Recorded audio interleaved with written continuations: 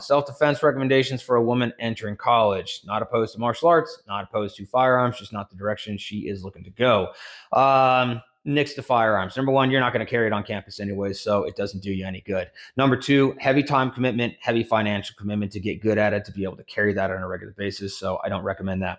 As far as martial arts, if we're talking karate, kung fu, taekwondo, I don't recommend those either. I don't think they're good for self-defense. It takes way too long to get halfway decent at those before you can start using them for self-defense, because your flexibility sucks, your conditioning sucks, your coordination sucks, your agility sucks. You're just going to suck upon sucking for the first year or two, so it's not going to be effective.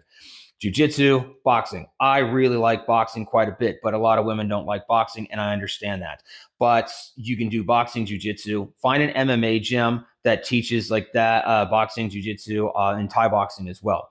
I like the combat sports because you're getting pressure tested on a regular basis. Jiu-jitsu, you're going to be pressure tested every time you show up to class.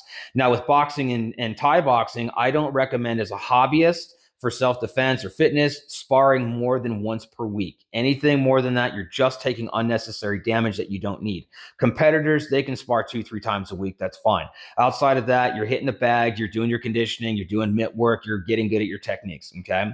If you cannot afford an MMA gym, or you just don't have a good one in your area, look at your local college, look at your college, and see if they have a jiu-jitsu club. So this way you're with other 18 to 22-year-olds who are white, blue, purple, maybe you get a brown belt in there or something like that. You're focusing a lot on the beginner techniques and you're getting introduced to that. So you're focusing on the beginner concepts and techniques and you're being pressure tested on a regular basis. I would say do something like that. Plus, you're meeting people that you can make friends with. So this way you're walking around campus with other people. You're not going to be alone and you start making friends. So when you go out after school or something like that, after hours, you have friends to go with you and you're not alone. Self-defense classes and the courses and the seminars, I don't like those. I don't recommend those. They're a waste of time. They're a waste of money. You may learn some cool ideas, but you're not practicing them enough to where they become ingrained in your second nature, and you're going to be able to pull that out in time of need and use that and defend yourself. So I do not like them. They're a waste of time. They're a waste of money.